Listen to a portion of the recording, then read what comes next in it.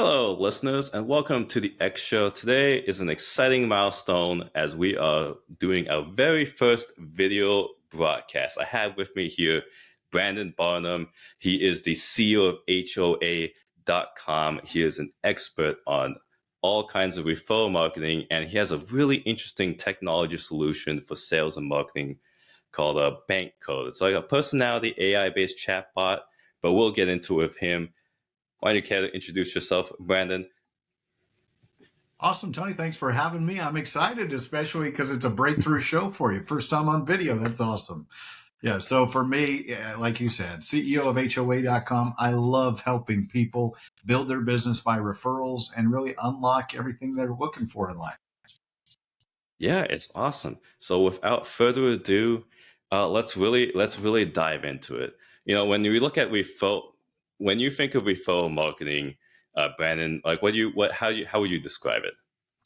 Referrals is word of mouth marketing, right? And it's really just how you attract people to your company. And it's the way that human beings naturally work anyway, right? We naturally want to help solve people's challenges and problems. And so we refer them to other people, companies, products, solutions that are going to help them live a better life and get through the challenges that they're facing.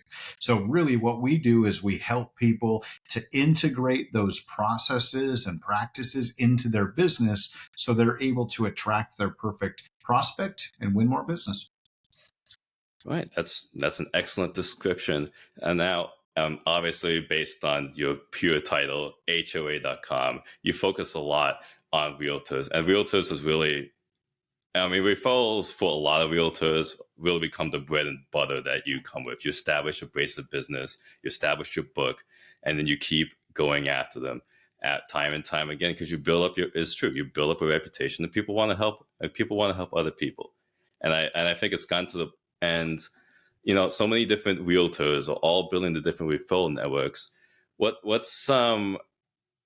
kind of something that someone in your field can really do to help them stick out amongst all the other realtors, saying, "Hey, if you know someone who wants to buy or sell a house, hit me up." Yeah, there's so many different ways, Tony, but you're absolutely right. And it's not just realtors, too. It's really, there's a couple of different categories. What we focus on is targeting who your end client and consumer is. For realtors, they focus on homeowners or people that want to be homeowners, right? And so if you think about your business, and not only do you want to attract referrals from existing homeowners, your past clients, that's a huge source of referrals, but you should also be looking at all of the other professionals who serve homeowners every day. So I got started in this business back in 1997. I was a single dad. I was only making 20,000 a year, and I got into the mortgage business. And I had somebody that mentored me in the art and science of generating raving referrals, and I was able to 10x my income from 20,000 to $200,000 a year Wow. within 18 months. And so now, after being in the mortgage industry for 12 years and doing $500 million in transactions, I'm just on a mission to help as many people as possible build their business by referral. Because when you do that, you have all the business coming to you that you want, and you don't have to spend money on marketing or advertising. So would with someone who's trying to break into those fields, whether it be mortgage, real estate, on the very first transactions you're trying to do, a lot of them don't really have those built up connections with different professionals. They might know your name, but they don't necessarily know what it's like to work with you, how professional you are, how confident you are basically at a position, because you're a bit of an unknown to them. What kind of strategies would you recommend for someone who's really starting off on that base? You know what, Tony? You are so right. When I got started in the mortgage industry, I felt like an idiot. I'm a fairly smart guy, but it took me a year before I really felt like I knew what was going on and how to answer most of the questions that I got. So I'd say the biggest thing that you can do if you're just starting out in any industry, quite frankly, is get great mentorship. Be a part of a team. Nowadays there's a whole team concept, especially in the real estate world. Many new agents, they start off as an apprentice, if you will, for somebody that's already successful and they've got more business than they can handle. So they build a team and they refer off some of their clients to their team members, and then they mentor them on the transactions together. And that gives the person that's just getting started the confidence that anytime they've got a question, they've got somebody to answer that question. Plus, they can go into meetings together, because not only does the person who's getting started win, but their team leader wins a percentage of that business too. So that's really the best way for somebody to getting started, is find a mentor and work with them to build your book together. I mean, totally makes sense, because it sounds like what you really want to create here is a win-win situation where they get someone who's loyal, who's going to stick around, and someone who's coachable, but more importantly, someone who, I mean, ultimately, it sounds like you're providing value to the mentor too. I mean, you're handling part of their business as well, and at least in the real estate business, they usually take something between 20-30%, depending on what exactly your team structure is, and developing that win-win situation. I mean, I think a mindset that's important to keep, that's important to uh, adapt to, is this. And it's been thrown around a lot, but it's kind of a mindset of abundance. There's always more out there, and you can create value out there, even if you already think it's a saturated market. I mean, what would you say that mindset takes a pretty pivotal role when you're thinking about this? I think mindset is the key to success, right? You can either be in fear or you can be in faith, but you can't be in both simultaneously, right? That comes down to your mindset. It comes down to what you believe to be true. And, when it comes to abundance and scarcity, again, you can either believe that the world is working in your favor or working against you. And whichever mindset you choose to adopt is true for you. So I choose to believe that everything is going to work out well, and it usually does. It doesn't always go the way that I want, but I'll tell you what, it's sure a more exciting and enjoyable ride, believing that it's all going to work out in your favor. Yeah, I mean, that's the positivity that you require. I mean, because I think the failure rate for first year realtors is at least above 50%, and definitely more when you come to different kinds of industries like insurance and mortgage industry, like you were in when you're really on your when you're almost on your own in those commission only positions where if you don't perform, you you're essentially not making anything. Oh, it's huge. And like the insurance world, that property and casualty insurance, that takes a long time to build up your book of business to where those residuals take effect. But, after 5, 10 years, life is great, but those first few years are rough. So you're absolutely right. You've got to be encouraging yourself, right? Reading personal development. For me, I listen to a lot of praise and worship music because it's Mm. always encouraging, not just my mind, but also my spirit. And so that's how part of the way I stay connected always. But find what fuels you and make sure that you're listening to great mentors and guides and podcasts like The X Show. Oh, I appreciate the shout out right there. And, and my understanding is that you've built yourself your own kind of technology based referral platform to help businesses and individuals, presumably, about how to really take advantage of those referrals. Can you go into that a little bit? Yeah, it's interesting with HOA.com. It's actually the 10th technology platform that I built over the last 27 years. So when I was getting started in the mortgage business, I built a kind of an early version of Zillow because I knew that the Mm. future was online home buying and being able to sit in your boxers and your couch and be able to see all the homes online. Back then it didn't exist, so that's what we created. Fast forward, now what I've created is an online ecosystem for homeowners, and we create a platform we believe is like Nextdoor meets Angie's Mm. List meets Zillow. So referrals are definitely a huge component of that, and creating strong referral partnerships are at the core to the success of our members. So, what do you think are some pitfalls that business and individuals make when they're trying to set up these referral programs? I mean, not everyone is successful, and half the time, knowing to be successful is knowing how not to be successful. Totally. That's a good point. There's a great statistic, Tony, from Ivan Meisner, the founder of BNI, Business Networking Incorporated or International. He says that 98% of businesses rely on referrals, but only 3% have a system for referrals. And that's something that I find all the time. I mean, there's 10 referral best practices. And actually, if you go to referralscorequiz.com, you can take the referral score quiz, and there's 10 different best practices. You'll rate yourself on 1 to 10.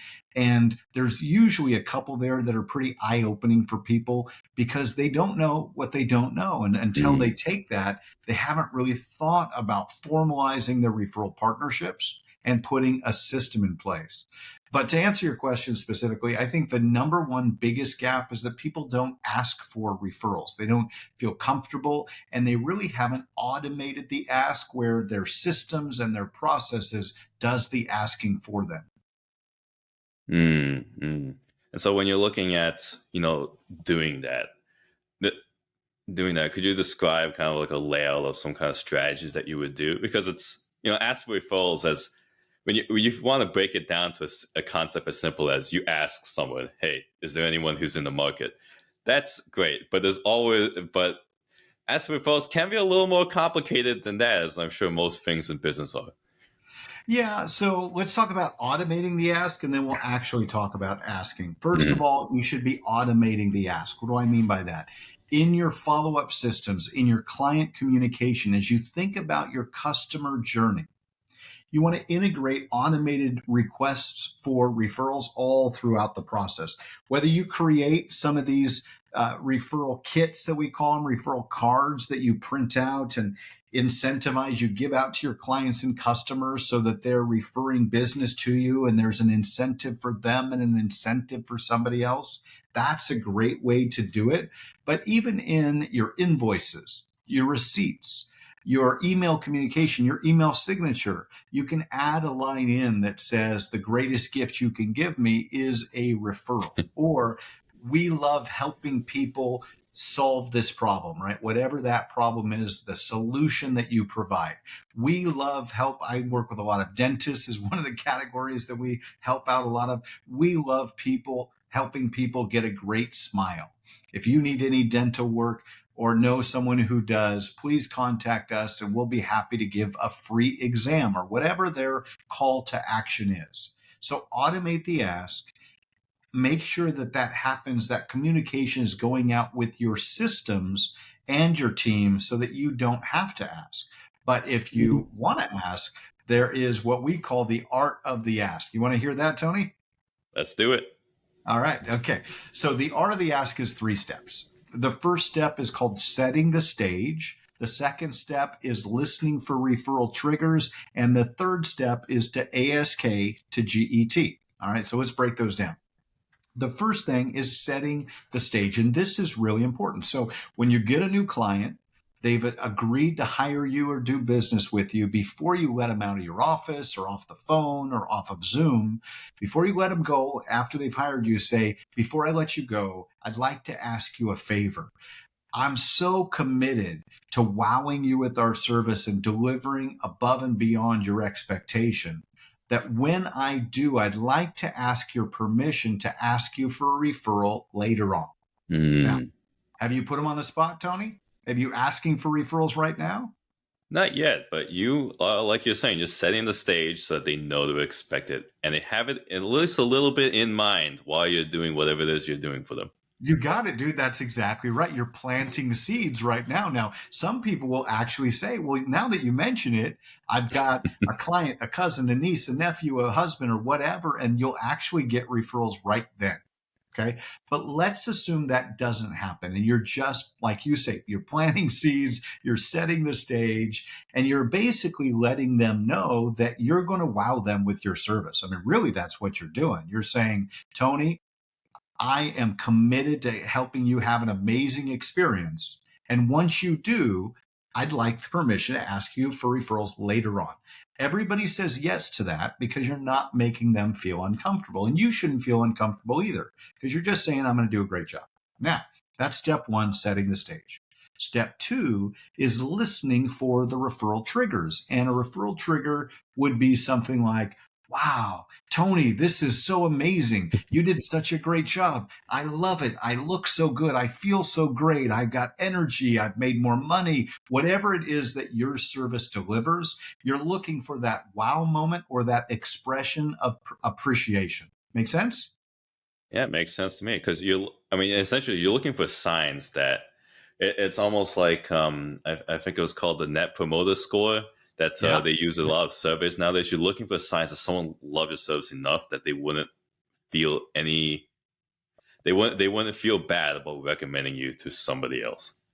100%. And I'm glad you brought on the net promoter score or what's called the NPS in the industry, right? Because you can actually, if you don't hear that expression of appreciation, you can manufacture it. The way you do that is if you want more referrals and you know you've done a great job, you just say, hey, Tony, I just want to check in with you real quick.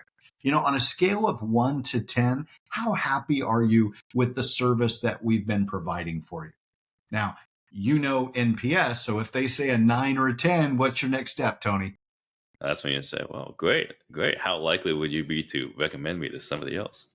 Yeah, man. I'm so glad you feel that way. And you might even ask if it's less than 10, maybe it's a 9 or an 8.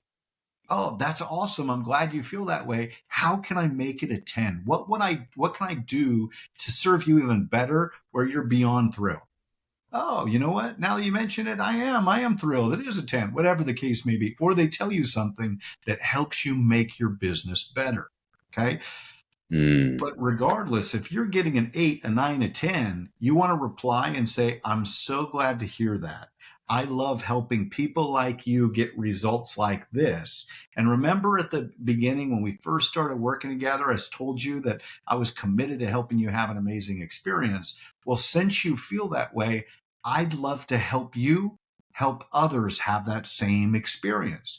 Do you know anybody that can use and you describe your service that you provide and you ask them to get those referrals. So that's the 3 steps. Set the stage, listen for the referral triggers, and then when it's time to ask, you say, I'm so glad you feel that way. I want to help your people feel the same. I'm picking up on two different things that you're saying that I really want to make explicit because one, especially when it comes to talking about the NPS and asking their feedback, it's like you're performing multiple roles at the same time with that same question because it's important to ask for feedback because you don't know if something's wrong or if they prefer something else or they want different service. I mean, it can provide a lot of things. They can say, "Well, everything's great, but I really wish that that if this thing was a little better, it would help out for effort." You just say, "Well, actually, I do that thing," or "I know someone who can help you with that." And at that point, you develop that authority of becoming the person that they go to, just a little bit, just a little bit more authority, but that person that they go to in order to help them with what they're doing. I You're Sure. so right. If they say it's a 9, or I wish you had done this, or is there any way you can help me with that? That's gold for your business, right? You're looking for those opportunities. Your goal is to provide 10 out of 10 service every single time. So if it's a 9, you say, what can I do to make it a 10? If they tell you, go do it, right? Go above and beyond. And even if they say it's a 10 out of 10, you might want to follow up and say, listen, is there anything else that I can do so that you have an amazing experience and you want to tell everybody about us? Now, what you're really doing is you're planting those seeds again, right? And you're letting them know that you're committed to wowing them with your service. And when you take that kind of a commitment of superior service for your clients and your customers, they're going to spread the word about your business. And I think on top of that, you mentioned about this automation, of systematizing the referral. When it sounds like you're almost inputting the system in person, in real time with what you're doing, and it's and really, I mean, I don't think anyone needs to feel bad about the fact that they're asking for referrals. At the end of the day, everyone understands. You're in business, you need clients, you need more. you need to be able to grow. And I think people appreciate that, especially here in the US, where there's so much of a focus on work and being successful financially, right? It's huge. And, one of the things that you can do to position that statement as service is you can say, Tony, one of the ways that I'm able to keep my costs down is that I work primarily by referral. And by not spending a lot of money on marketing, I'm able to pass those savings on to you. Right. So you can position your services from the standpoint of the fact that you work by referral as a benefit to them. I'll just share one other thing that is really impactful, which is referral partnerships. Now, a lot of times you asked earlier, what are the gaps that we see? Well, the first gap is people don't ask for referral. The second gap is that people don't create referral partnerships often enough. And this is one of the things that it was my magic weapon, quite frankly, or my, magic bullet back in the day is I went around and I asked all the most successful people that I could find. And I said, what's your secret for success? They all said that their business came from referrals. And I said, okay, referrals from where exactly? And a number of them said they get a good amount of referrals from past clients. But the largest percentage said they got referrals from other professionals, either who served homeowners or served business owners, depending on the industry that they were in. But we've done surveys, and what we find is that most people don't have many referral partnerships. In fact, I surveyed over 2,000 professionals, and I found that 79% of them said that they had between 0 and 2 referral partners that had sent them just one referral every 90 days. So they're out there all alone having to build their business, and they really didn't have a team of people that they were building their business with. I mean, when you look at it, I mean, it makes sense. I think I've had this conversation with people who are struggling. They wonder, where are people getting these referrals from? They have because I've seen people get referrals when I think in one particular case, I know a realtor who got two different referrals to sell homes, and he hadn't even sold a house yet. And he was and people were asking him, where are these referrals from? Who's giving you this business? And I think that you know that leveraging that it's almost like developing those partnerships, but also leveraging leveraging the network that you already have. I mean, pretty much everyone Yeah. has friends, and we're not saying we're not saying you should go full MLM here and start telling them about how much they need to buy your vitamins. Let's remember that, right? But Sure. but I mean, hopefully you have developed a sense of trust and confidence between your network, and that's something that is a valuable tool to leverage. But I think you know a lot of times these partnerships they form because you're seeking for them. Do you have Could you share any kind of insight into how you could develop these business partnerships with people that you don't necessarily know already? Yeah, absolutely. I mean, number one, you can get my book, Raving Referrals. I give you everything you need in the book, but you can go to hoa.com/blueprint and you can download our referral partner blueprint. It's free. It's a PDF document. This will tell you exactly what you need, including the referral score quiz that we talked about. And also it will give you scripts and tips that you can use to immediately build referral partnerships. The biggest thing is focusing on who do you serve and who serves them. Okay. So when you're creating referral partnerships, you want to take inventory of the people that you already know and do business with. There's three main categories that you should be looking at of who you want to partner with. Number one, who's already sending you business, right? If you take a second and you think about the clients and customers that you've served this year or in the last year, think about who were the people that sent that business to you. And sometimes you'll be amazed. I did this when I got to the end of that 18 months in the mortgage business. I'd made $200,000 that year, and I went, you know what? I'm just curious, where did all of this business come from? And so I tracked down every single deal that I had closed and where that business came from. And do you know, Tony, I had $50,000 in commissions from one real estate agent, just one. And once I realized that, I'm like, oh my gosh, this woman is a gold mine for me. I need to go invest in co-marketing with her. And so it made a huge difference. So, I mean, isn't that really what you want to start with? Is number one, the people that are already sending you business. Number two, the people that you're referring business to. And we hear this from realtors all the time. They refer a ton of business out and they don't get as many referrals back because they haven't formalized their referral partnerships. And so that's part of what we teach. And the third category is all of the people that are in your phone, on your social media, the people that you know, like, and trust that are in the same complementary industries, but you've never approached them and said, let's do business together. So that's what we teach in the Referral Partner Blueprint. No, I think that's great. I think, like you said, tons of businesses focus get a huge amount of benefit from referrals, but they don't think of it as part of their actual business strategy in order to really optimize and take advantage of basically the low hanging fruit that's already there. Everything in life is an opportunity cost. I graduated economics, so I always Nice. use that term, opportunity cost. I knew you were a And smart guy. oh, I appreciate that. But Uh, yeah, I mean, but I mean, at the end of the day, everything costs you time, effort, and resources. And you, as a business person, you have to figure out where exactly the best way and the best route to go and where to invest all those different resources that you have, which I think makes a perfect segue into the second topic of discussion today is the fact that, well, Brandon, you've mentioned it already. This is HOA.com is like a 10th technology platform that you've built out. You yeah. have a long history of business experience with so many different businesses. And looking at that, I mean, we see how you partially scaled your business through referrals, but what else do you think is how would you, if you're starting a business Mm. from the ground up again, what's your approach towards it? What's your kind of the strategies that you fall back on?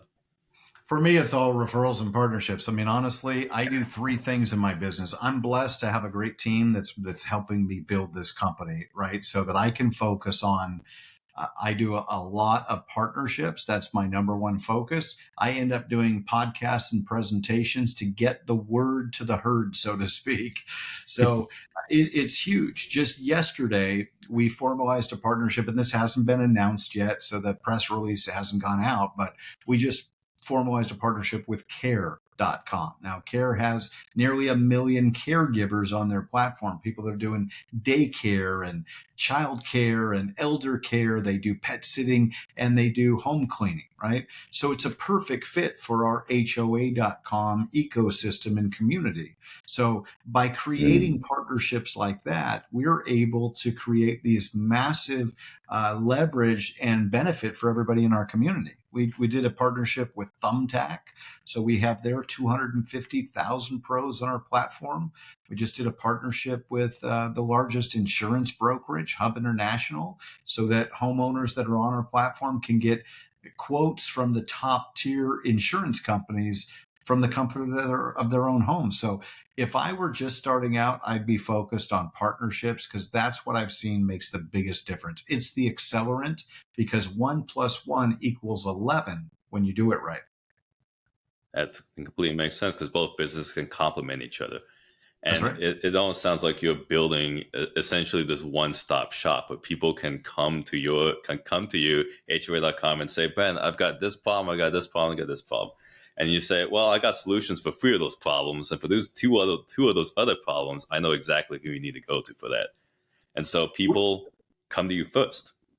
Well, exactly. And this is a lesson, Tony. I'm so glad you brought that up because every business owner should be thinking that way. Now, you don't have to have all the solutions in house. We don't do everything ourselves. But what we do is we partner with best in class companies that provide those solutions that people need to succeed. And that's the key. Now you're able to add value to everybody that you're doing business with and help everyone win together. We have 7 laws of raving referrals, and one of those laws is everyone wins or no one wins.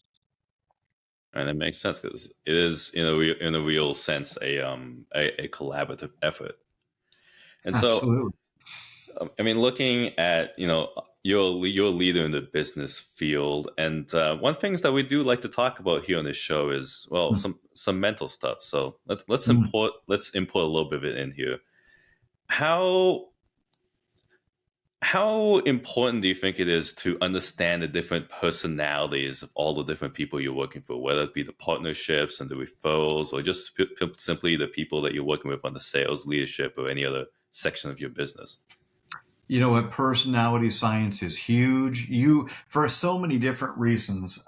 I love the book Why They Buy, and this really teaches personality science. This is the bank code system that we were talking about. That book is by their founder Sherry Tree, and Sherry's amazing. I My last technology company I had was called refer.com, and we built that to over 5 million members. And I met Sherry while I was the president of that company. And then once we exited, she hired me to come lead her technology company. We actually created an AI tool for personality science back in 2019, so 4 years ago Wow. now. And what's so cool is that there's four primary personality codes.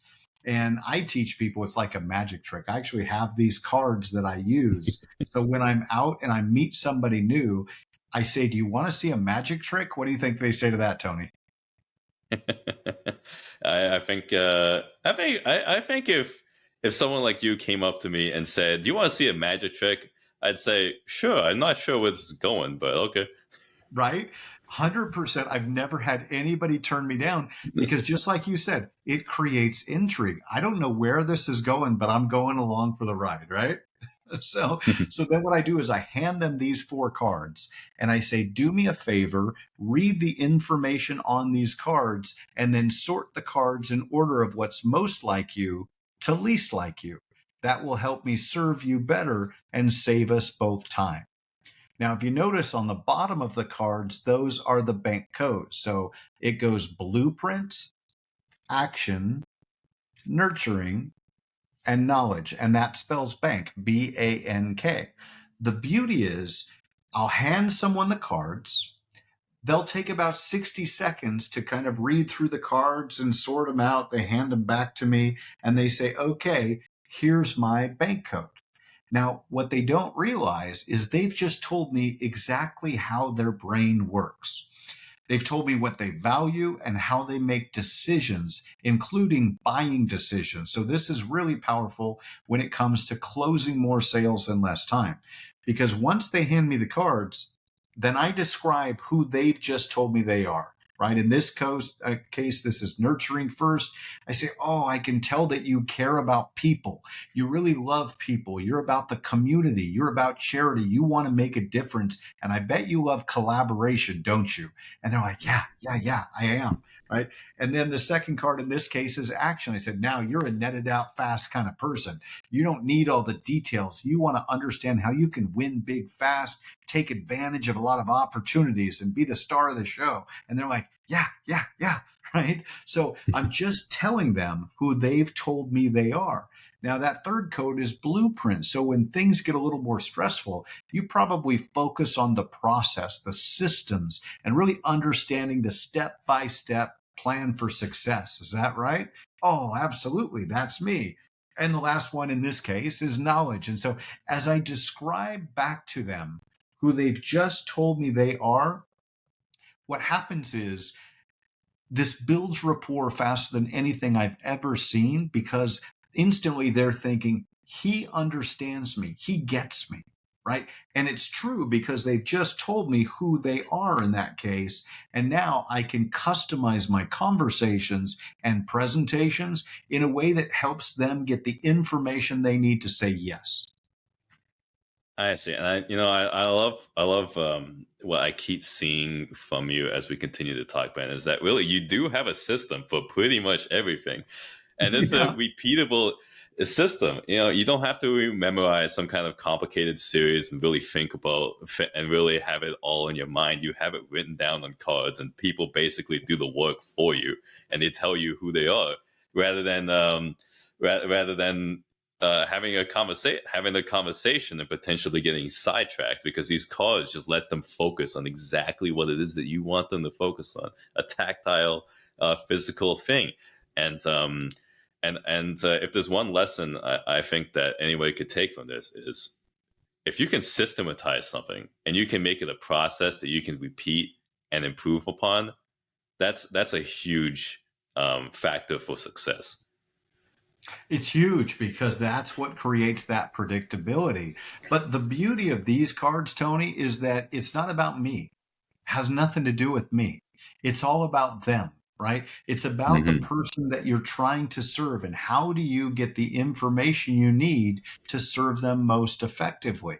So I say this is like instant empathy because as soon as I know their bank code, I understand how their mind works and I understand how to customize my communication to add value to them more quickly. For example, in the case of someone who's high knowledge, they take a long time to make decisions. They want to absorb all of the information and really sit and ruminate with the question that, the choice before them. So you don't want to pressure them to make a decision now, or you will repel them and their answer will be no. So instead, when you know you've got somebody that's high knowledge that's asking all of those little nitty gritty questions, your job is to give them as much information as you can to help them feel confident knowing they're making a wise and informed decision. And I think it's also a great way of slipping past the typical defenses in a sense, because people just, I would not expect, and I don't think most people would expect someone before a sales presentation to say, "Here's four cards, organize them and tell me who you are." It's and you're not really selling them at that point. They have no reason to have their guard up. You're just saying, you're just giving them some cards, and it's almost like a fun little game that they get to play before this, that they've um, have very rarely experienced. And I think that's brilliant. One last thing that I want to talk about here that I think is really interesting is that you mentioned this before, I think already, was the Codebreaker AI. Yep. It's an AI chat bot to help you with sales and marketing. Could you elaborate on that a little bit more?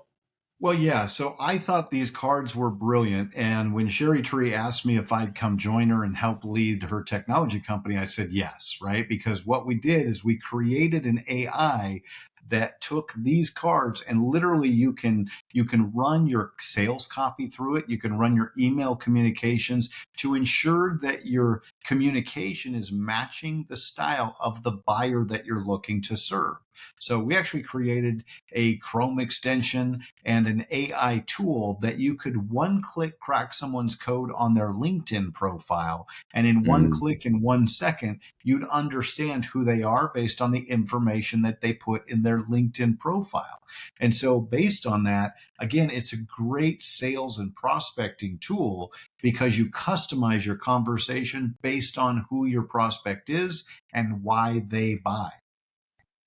Just another great example of how to systematize and make a process out of things that um, I don't think are typically analyzed. I did some work with some tech startups, outreach, as well as a couple other AI tech startups, Hmm. and personality and this kind of a sense of who the customer was were very important factors that played a role into how we approach conversations. And I think that having an AI ability to do that and analyze that would be an immense value, because no longer are you. I mean, so much of the modern tech world and the various SaaS and capabilities is really Mhm. focused around almost taking away that kind of taking, how should I say it, removing, let's say removing a reliance on pure business intuition to make a decision. Now you no Yeah. longer have to intuit what a person's personality is. You can use data to help you with that. It's so funny you say that. When I became the CEO of Codebreaker Technologies and I did an initial kind of 1 hour talk at their national convention, I said, what we're doing is we're letting the data drive our decisions. We're going to use the information rather than our intuition, right? We're going to study what's actually happening instead of what we think might be happening, and use the data to make the most informed and wise decisions possible. And that's the world that we live in. You talk about AI at HOA.com. We're building AI into several different parts of our business. One is our chatbot to be able to communicate with people and help get them the answers that they need quickly and more effectively. But then also to do the personality matching, to match different professionals and connect homeowners with professionals they can trust based on those commonalities. If we can identify that, you and I both went to the same university, or we lived in the same city, whatever those commonalities are, they create ties that bind. And so we're using that AI to help create better connections between homeowners and the professionals who serve them. I think that's great. Looking at it, a lot of smaller businesses don't have a ton of access to this ability to data analyze as much as Mm. larger corporations do. In terms of, I guess, a cost benefit analysis opportunity, what do you think is kind of the essentials of what you should be tracking, even from an early business? Well, it depends on, there's such a wide variety of businesses that might be listening to this conversation right now. So if we kind of break it down to the basics, I think understanding your client acquisition cost and your lifetime client value are two of the most important things that you can understand, right? Especially for people that are in service-based businesses. When I was in the mortgage business, I learned that on average, I was making about $3,000 per loan that I closed. However, over the course of that relationship, I understood that each client was worth about $10,000 to my business, because they would do multiple loans with me over time and they would refer other clients to me. And so I learned not to look at it as a $3,000 transaction, but a $10,000 relationship. Once you understand the lifetime value of your client or customer, now you can calculate your spending appropriately, right? Because if your customer acquisition cost is, say, $100 or even $1,000, but you're going to make $3,000 on the transaction and $10,000 over the lifetime of that relationship, how many times would you spend that $1,000 to get a $3,000 customer? Many I think it times you really, could, right? yeah, you do it as much as you can. I mean, whatever, if you're getting ROI from your efforts, go for it. And I think that's a really important long term view towards business, because a lot of times, in my experience, people and companies not willing to go completely all in on your service or your product the first time that you interact with them, or the first time that you make a sale with them. A lot of times, a lot of people, and it makes sense, right? People have a certain innate risk aversion to them. They don't want to put all the eggs in one basket, so they're trialing it. And so to just judge it based on that first interaction, that first sale, isn't really a true indicator of what it is. And once you have the data and once you have the information, you can really understand where the best opportunities are when you're looking to grow and expand your business. It's huge, Tony. I mean, what you just said is so right on. When somebody's first using you for the first time, they're a little reluctant. They're kind of playing it safe. They're evaluating who you are and what you're really doing. That's why referrals are so much more powerful and impactful, right? Because when somebody says, hey, you got to contact this person, you got to use this company, go to this store, then the trust is way higher. In fact, there's research that shows that 90% of human beings trust recommendations from others, right? And that's why when somebody is referred to you, you are 400% more likely to hire that person or to use that process and product because they've been recommended to you. So the trust factor is higher. In fact, in the B2B world, 84% of business to business sales start with a referral. So if you're in the B2B world, you've got to be working by referral, because if you don't have a champion that's bringing you in the side door and introducing you to the person that's making the decision, man, your sales cycle is super long and it takes a long time to get that yes. At 84%. I mean, that's an incredible statistic that I don't think really anybody could afford to ignore. Um, it does remind me of the old sales adage that I used to work by, which was, I mean, I still do. Like, don't get me wrong. Sales is one of those careers that the lessons from it stick with you for a long time afterwards, because sales is very personality and very interpersonal relationship based. But one of the old adages was, people buy from people that they like, trust, and relate to, and you essentially, and throughout your various software, it's essentially finding a way to systematize that and make that into a process. And it reminds me of I won't say he's the greatest person, but he is certainly an effective salesperson, Jordan Belfort. Oh, When yeah. yeah, and he Buy this talks. pen. Well, I read his book. I think it was a straight line sales method, and he says something in there about, you may not trust me right now, but if we were doing business for 3 years from now, Mm. and I came with you for great opportunity, you would pounce on it. Well, today is the day to make that 3 years happen. Something like that. I mean, I'm sure he would do it way, way better than I would. No, but it's smart what he's doing, and that's a great example. I love that you brought that up, Tony. Is he's manufacturing trust right then. He's trying to collapse that 3 year time frame and saying, you should just trust me right now. Don't wait 3 years. You can trust me right now, to get them to take that step in confidence. And it's really so true. People want to buy. In fact, people don't like to be sold, but they love to buy, right? And when you can use the power of referrals, it helps people feel comfortable. So they say yes faster and more often. And we just want to accelerate and elevate that trust building process. I mean, it's a great mission, and it's given you a ton of business success, and many other businesses, I'm confident, can follow that model and learn from you and become successful in their own way. Well, thank you so much for hopping on with us today, Brandon. Do you have any last words of advice that you want to give to our listeners out there? Thank you for having me, Tony. I'd say last piece of advice is two things. Number one, get clear on what it is that you want in your life. Live life by design, not life by default. Get clear on your goals. For me, I've got hundreds of goals. I've got them written down. They're here on my desk. I know exactly what I'm out to create, and I'm checking goals off of my list all the time because I'm clear on what it is that I want in my life. So number one is get clear. Number two is right behind me. It's ask for what you want, right? Don't be so tied up in your ego that you're embarrassed or ashamed to ask for help. People want to help you.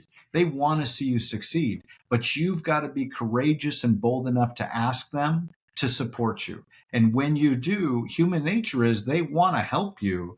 You just got to ASK to GET. Yeah, I mean, I think that a lot of people do suffer from social anxiety, and they think that what they're asking for is so much great. Is asking for something is so much greater of an ordeal to the person they're asking it from than in reality ever really is. If I even saw this one time. It was somebody asking to get a restaurant reservation, Hmm. and they just didn't want to call because they thought they would burden the person on the other side by taking up their valuable time on the phone to book a time to come to the restaurant. And I would kept telling them, it's just call them. They want you to be there. That's right. They want you to come. They want customers.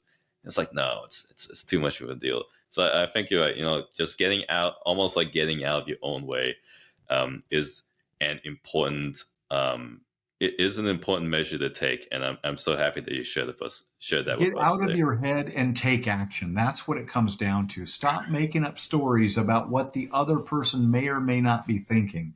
What you just nailed it, Tony. In reality, they want to help you. And if you give them the opportunity to help you, they feel good about it. You're not putting them out, you're giving them the opportunity to serve you. And that's a gift for both of you.